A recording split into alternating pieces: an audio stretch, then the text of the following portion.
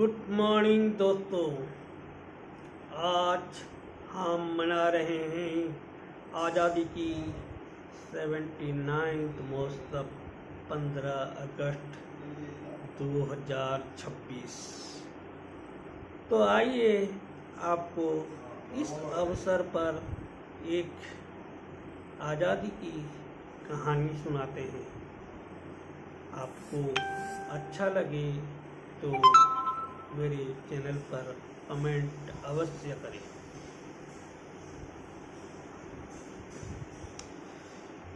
तो आइए दोस्तों, आज़ादी की एक सच्ची कहानी सुनते हैं। क्या आपने कभी सोचा है कि जिस आज़ादी में हम आज सांस ले रहे हैं वह हमें कितनी बड़ी कीमत पर मिली है। आज हम खुलकर जीते हैं, अपनी बात कह सकते हैं, अपनी देश में बिना डर के घूम सकते हैं। लेकिन कभी आपने सोचा है, एक समय ऐसा भी था जब भारत की धरती पर खड़े होकर भी लोग आज़ाद नहीं थे। यह कहानी है एक ऐसी नौजवान की जिसने बहुत कम उम्र में अपना सब कुछ देश के लिए न्योछावर कर दिया, कुर्बान कर दिया। उसका नाम था भगत सिंह। लाहौर के एक सामान्य किसान परिवार में जन्मा यह लड़का बचपन से ही तेज दिमाग और देशभक्ति की भावना से भरा हुआ था। वह अक्सर कहा करता था, आज़ादी भीख में नहीं मिलती, उससे छीनना पड़ता है, उससे छीनना पड़ता है। जैसे जैसे वह बड़ा हुआ, उसमें अपने देश में अंग्रेज़ों का अत्याचार देखा। लोगों पर टैक्स,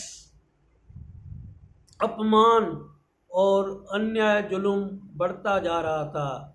एक घटना ने उसकी ज़िंदगी बदल दी। वो घटना क्या था? Simon commission. आपने सुना होगा। साइमन कमीशन के विरोध में हुए प्रदर्शन में दौरान पुलिस ने लाठीचार्ज किया और लाला लाजपत राय गंभीर रूप से घायल हो गए और बाद में उनकी मृत्यु हो गई थी। यह देखकर भगत सिंह का दिल टूट गया।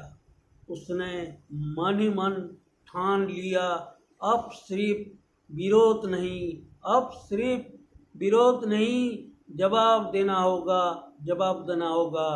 उस समय बाद उसने अपनी दो साथियों के साथ मिलकर प्लान बनाया और असेंबली में बम फेंका। लेकिन उनका मकसद किसी को मारना नहीं था, बल्कि अंग्रेज़ों को जगाना था कि हम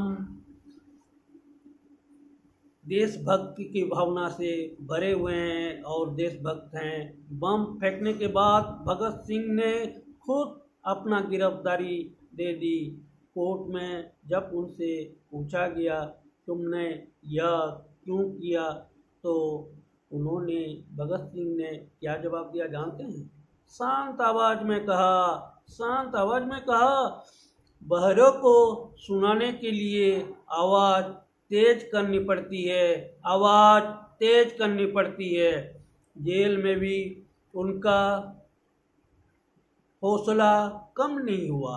वह किताबें पढ़ते रहे, सीखते रहे और देश के लिए सोचते रहे।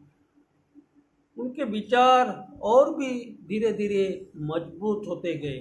उन्होंने समझ लिया था कि अब उनकी ज़िंदगी, अब देश के नाम ऑलरेडी कुर्बानी हो चुकी है।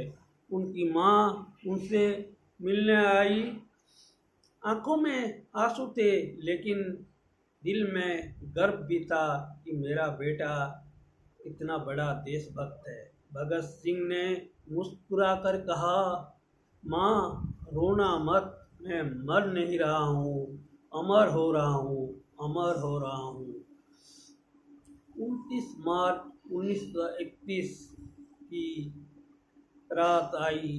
भगत सिंह, राजगुरु और सुखदेव को फांसी दी जानी थी, लेकिन उन तीनों के मुंह पर थोड़ा सा भी सिक्कन या डर के बजाय मुस्कुराते हुए उन्होंने फांसी के फंदे पर आगे बढ़ गए। कहा जाता है कि उस समय भी उनके मुंह से इनकलाब जिंदाबाद, इनकलाब जिंदाबाद की नारे लग रहे थे, और फिर उन्होंने अपना प्राण देश के लिए दे दिए, देश के लिए बलिदान दे दिए। उनकी माँ ने जब यह खबर सुनी तो उनकी आंखों में आंसू तो जरूर थे, लेकिन उन्होंने गर्व से कहा, मेरा बेटा अभी मरा नहीं है, वह हर भारतीय के दिल में जिंदा है, हर भारतीय के दिल में जिंदा है। सालों बाद 1947 अगस्त 15 के दिन भारत आज़ाद हुआ। लोगों ने तिरंगा फहराया, हर तरफ खुशी थी, लेकिन उन शहीदों की याद भी थी जिन्होंने यह दिन देखने के लिए अपनी जान कुर्बान कर दी थी। भगत सिंह जैसे लाखों वीरों की कुर्बानी ने हमें यह आज़ादी दी है। आज जब हम आज़ाद हवा में सांस लेते रहें, हमें उनका याद रखना चाहिए। यह आज़ादी हमें मुफ्त में नहीं मिली है, यह आज़ादी हमें मुफ्त में नहीं मिली है। इसके पीछे हिम्मत है, बलिदान है और देशभक्ति की भावना है। इसीलिए जब भी हम इनकलाब जिंदाबाद सुने तो सिर्फ उससे नारा ना समझें, बल्कि उस जज्बे को महसूस करें जिसने भारत को आज़ाद कराया, जिसने भारत को आज़ाद कराया। इतना कर करके मैं आज अपनी बात अंत करता हूँ। जय हिंद, जय भारत, वंदे मातरम, वंदे मातरम, वंदे मातरम।